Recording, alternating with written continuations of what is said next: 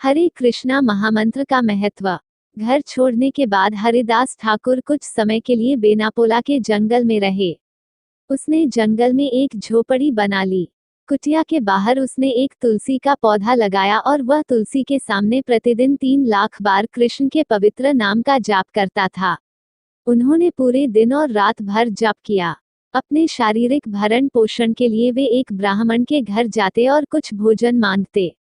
वह आध्यात्मिक रूप से इतने शुद्ध थे कि सभी पड़ोसी उनकी पूजा करते थे।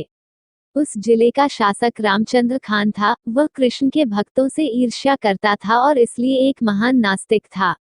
हरिदास ठाकुर को दिए जा रहे सम्मान को सहन करने में असमर्थ उन्होंने उनका अपमान करने की योजना बनाई।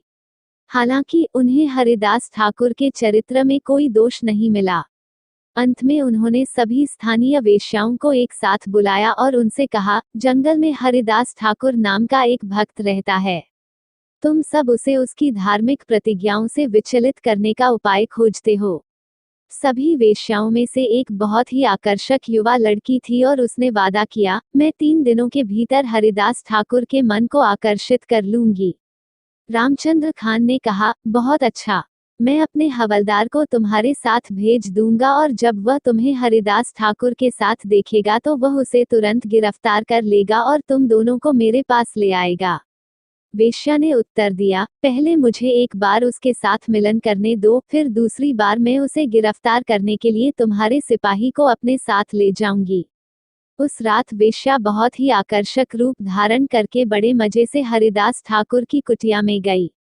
जब वह पहुंची तो उसने तुलसी के पौधे को प्रणाम किया और पूजा की। फिर वह कुटिया के द्वार पर गई और हरिदास ठाकुर को प्रणाम किया। उसने अपने शरीर के एक हिस्से को उसके सामने खोल दिया और उसके दरवाजे पर बैठ गई। वह बहुत ही मीठे शब्दों में उससे बोली, मेरे प्यारे ठाकुर, हे महान उपदेशक, महान भक्त, आप बहुत सुंदर हैं और आपकी युवावस्था अभी शुरू हुई है।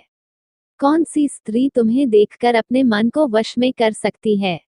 मैं आपके साथ एकजुट होने के लिए बहुत उत्सुक हूँ। मेरा मन इसके लिए लालची है।